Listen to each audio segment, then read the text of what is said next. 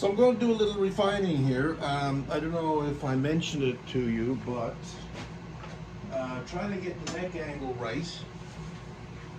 And you know, when the body's constructed with the radiuses and all of that you do, the neck should come in at about it should well, this plane here, I guess, which is a flat area on the guitar, should be angled about 2 degrees, so that a straight edge placed along the surface here will come in about 2 millimeters, 2 to 3 millimeters above where the bridge will be. Now, I'm just going to refine that a little bit, just with some sanding.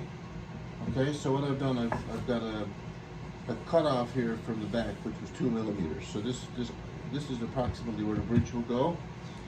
And I have taken, and I've secured that down here. And then I've got a piece of hardwood. Where did I put that? Here it is. I got a piece of hardwood here flattened. Okay, I've jointed this surface so it's perfectly flat.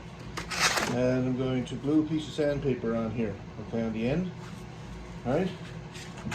And I'm going to ride the tail end of the piece of wood on this 2 millimeter rise here.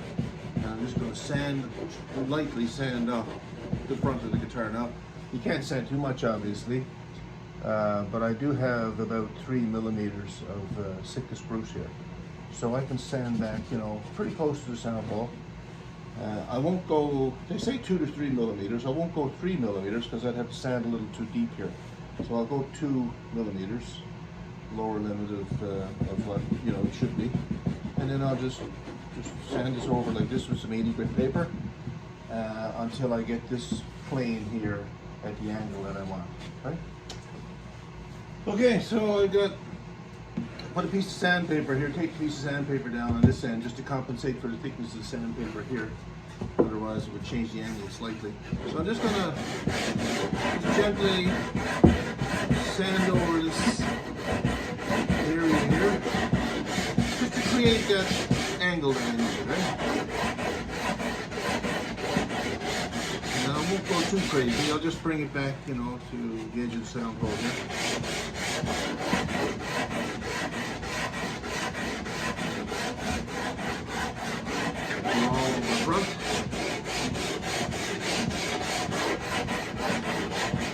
I'm going to do the pencil mark trick. It won't take too much. I don't think this is something you're really supposed to do, you know, but I don't see the harm in it. Now, you know, you could leave it and just, you know, have this part of the neck come in at the right angle, but then the tail of the neck could drop off a little bit. And that's not a bad thing, because if the neck drops off here, it means that the strings don't ground out on these lower frets. And you know, that's something you can do with your fret dressing. Actually, you can drop off those frets on the end of the fretboard for that very reason, just so you don't get the buzz. If you want real low action, you know, you might want to drop the end, because it's not a usable area anyway in terms of playing. I mean, unless you have a cutaway. And this isn't a cutaway, so it's only so far up the neck you can reach. So it would be reasonable to do that, but I like to have it straight if I can. Now I'll get a pencil, and I'll just make some light pencil marks here. And when they're sanded off, I should be where I need to be.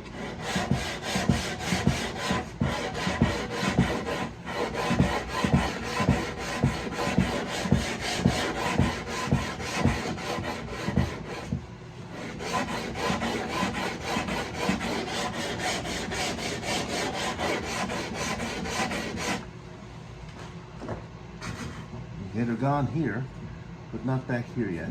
So I'll keep going a little bit, and I should have lots of thickness. Oh yeah, I got lots of thickness in the Sitka spruce here. Yeah. And this is not going to change the tonal characteristics of the body, because all this is braced. It's, you know, you got a big stiff shoulder brace in here. You got another cross brace going through here. Fretboard's going to be glued on, so this part won't be vibrating. This is the part here that's going to be vibrating.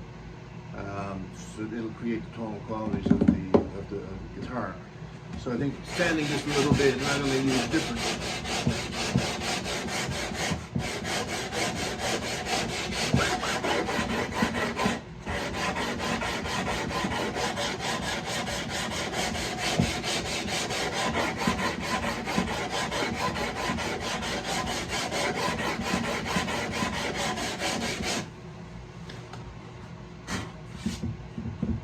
back there a little bit, and still got lots of thickness here.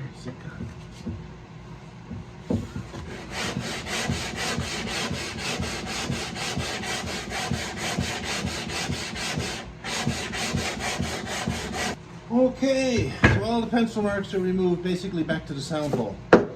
And I'll take these caps off, and we'll see how the angle looks. You know, sure it's gonna fill it. No way it can't be. All right, so we'll take a straight edge. I'll put it so you can see it here.